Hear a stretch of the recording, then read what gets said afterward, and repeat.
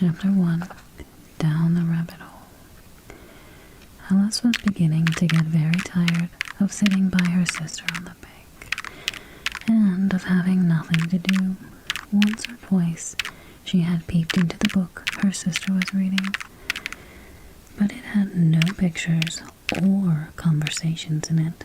And what is the use of a book, thought Alice, without pictures or conversations? So she was considering in her own mind, as well as she could, for the hot day made her feel very sleepy and stupid, whether the pleasure of making a daisy chain would be worth the trouble of getting up and picking the daisies. When suddenly a white rabbit with pink eyes ran close by her.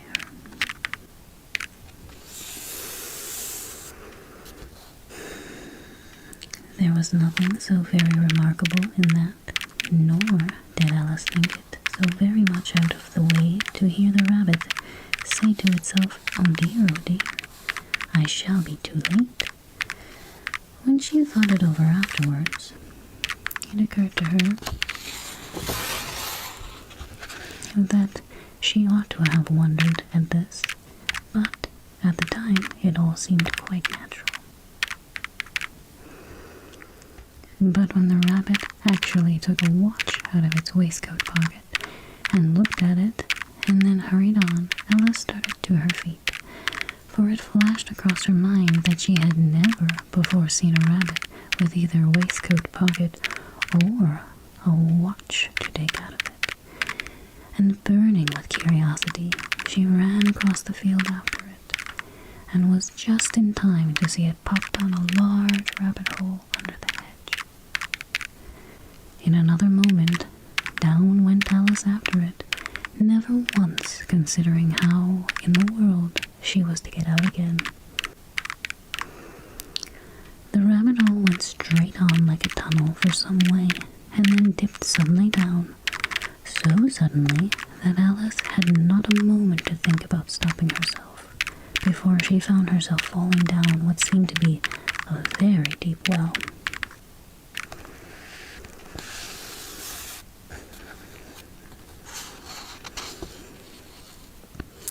Either the well was very deep, or she fell very slowly, for she had plenty of time as she went down to look about her and to wonder what was going to happen next. First she tried to look down and make out what she was coming to, but it was too dark to see anything. Then she looked at the sides of the well and noticed that they were filled with cupboards and bookshelves. Here and there she saw maps and pictures hung upon pegs. She took down a jar, one from the shelves as she passed. It was labeled orange marmalade, but to her great disappointment, it was empty. She did not like to drop the jar for fear of killing somebody underneath, so she managed to put it on one of the cupboards as she fell past it. Well, thought Alice to herself, after such a fall as this, I shall think nothing of tumbling down the stairs. How brave they'll all think of me at home.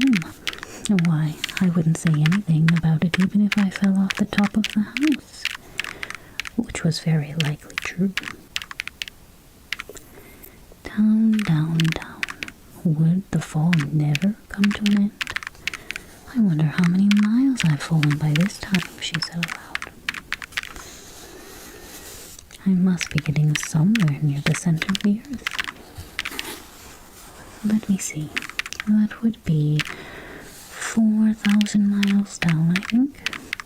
For you see, Alice had learned several things of this sort in her lessons in the schoolroom, and though this was not very good opportunity for showing off her knowledge, as there was no one to listen to her, still it was good practice to say it over. Yes, that's about the right distance. But then I wonder what latitude or longitude I got to. Alice had not the slightest idea of what latitude was, or longitude either, but she thought that they were nice, grand words to say. Presently, she began again. I wonder if I shall fall right through the earth. How funny it'll seem to come out among the people that walk on their heads downward. The antipathies, I think.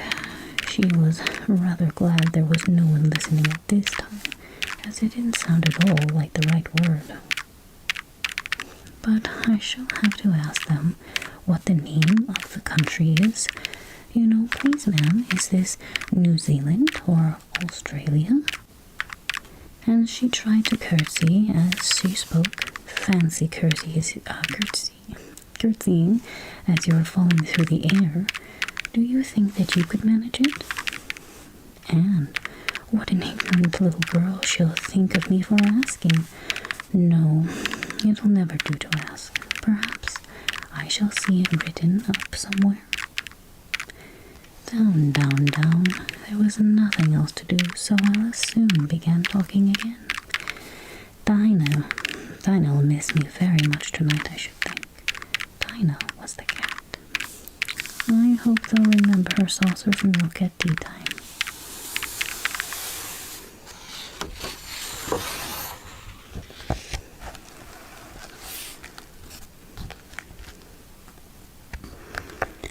Dinah, my dear, I wish you were down here with me. There are no mice in here, I'm afraid, but you might catch a bat, and that's very much like a mouse, you know. But do cats eat bats, I wonder?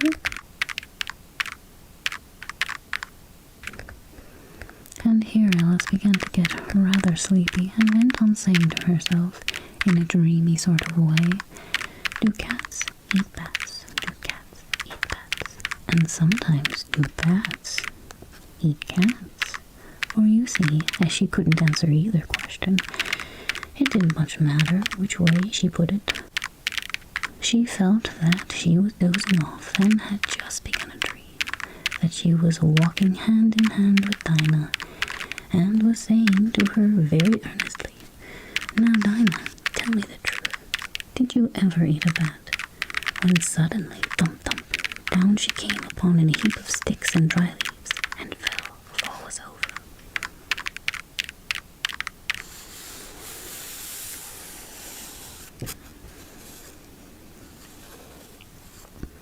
Alice was not hurt one bit, and she jumped down, and jumped onto her feet in a moment. She looked up, but it was dark overhead. Before her was another long passage, and the white rabbit was still in sight, hurrying down it. There was not a moment to be lost. Away went Alice like the wind, and was just in time to hear it say, as it turned the corner, Oh, my ears and whiskers, how late it's getting! She was close behind it when she turned the corner, but the rabbit was no longer to be seen. She found herself in a long, low hall, which was lit up by a row of lamps hanging from the roof. There were doors all around the hall, but they were all locked. And when Alice had been all the way down one side and up the other, trying every door, she walked sadly down the middle, wondering how she was ever to get out again. Suddenly she came upon a little three-legged table, all made of solid glass. There was nothing on it but a very tiny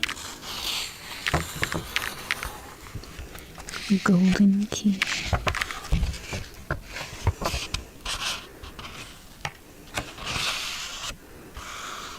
And Alice's first idea was that this might belong to one of the doors in the hall. But alas, either the locks were too large or the key was too small.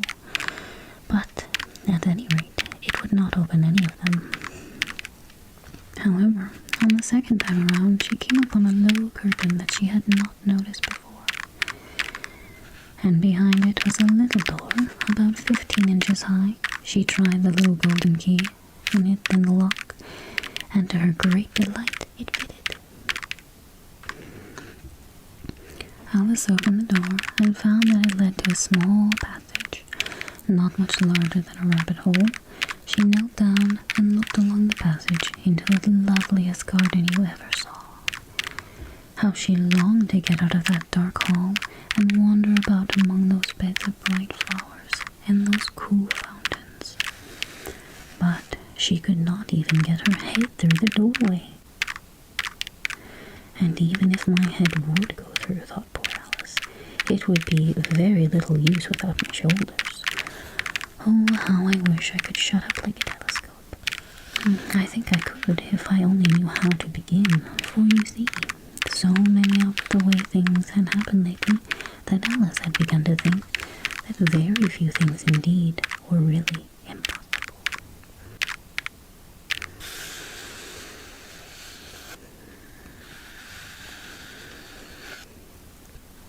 There seemed to be no use in waiting by the little door, so she went back to the table, half hoping she might find another key on it, or at any rate a book of rules for shutting people up like telescopes. This time she found a little bottle on it, which certainly was not here before, said Alice. And tied around the neck of the bottle was a paper label with the words, "Drink me," beautifully printed on it with large letters. It was all very well to say "drink me," but the wise little Alice was not going to do that in a hurry. "No, I'll look first," she said, "and see whether it's marked poison or not." For she had read several nice little stories about children who had got burnt and eaten by wild beasts and other unpleasant things, all because they would not remember the simple rules their friends had taught them, such as that a red-hot poker will burn you if you hold it too long, and that if you cut your finger very deeply with a knife, it usually bleeds.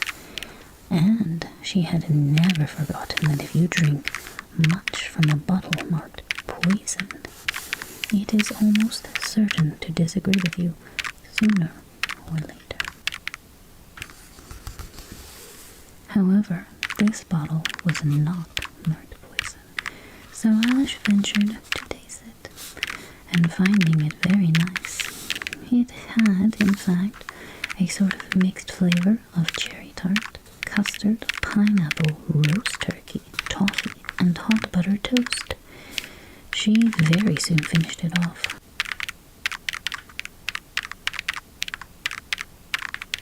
"What a curious feeling," said Alice. "I must be shutting up like a telescope."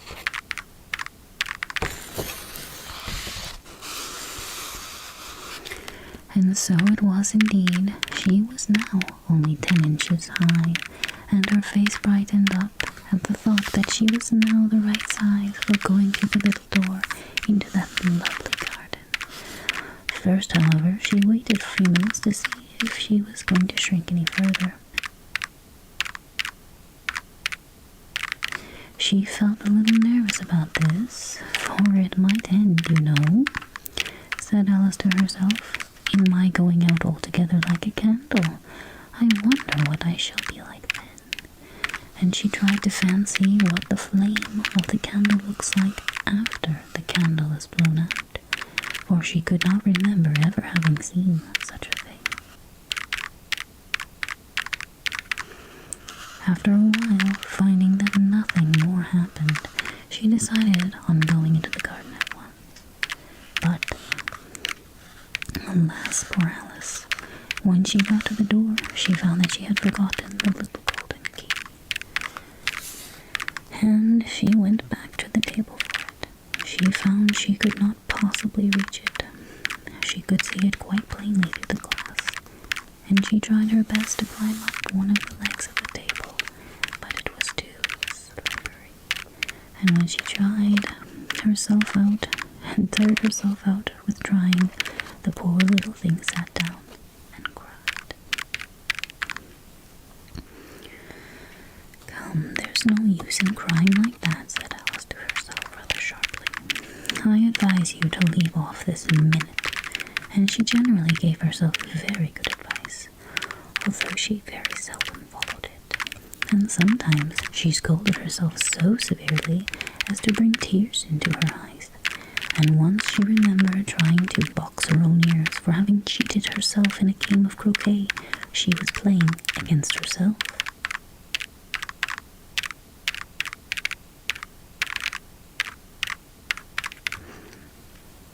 For this curious child was very fond of pretending to be two people.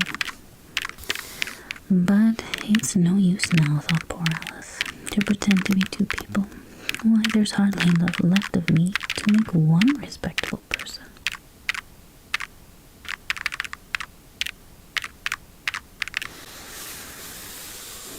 Soon her eyes fell on the little glass box that was lying under the table. She opened it and found in it a very small cake on which the words "Eat me" were beautifully marked in currants. "Well, I'll eat it," said Alice, "and if it makes me grow larger, I can reach the key, and if it makes me grow smaller, then I can creep under the door. So either way, I'll get into the garden, and I don't care which happens." She ate a little bit, and said anxiously to herself, "Which way, which way?"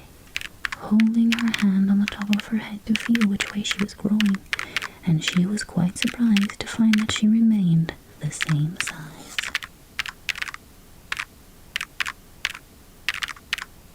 To be sure, this is what generally happens when one eats a cake, but Alice had gotten so much into the way of expecting nothing but out of the way things to happen that it seemed quite dull and stupid for life to go on in a common way.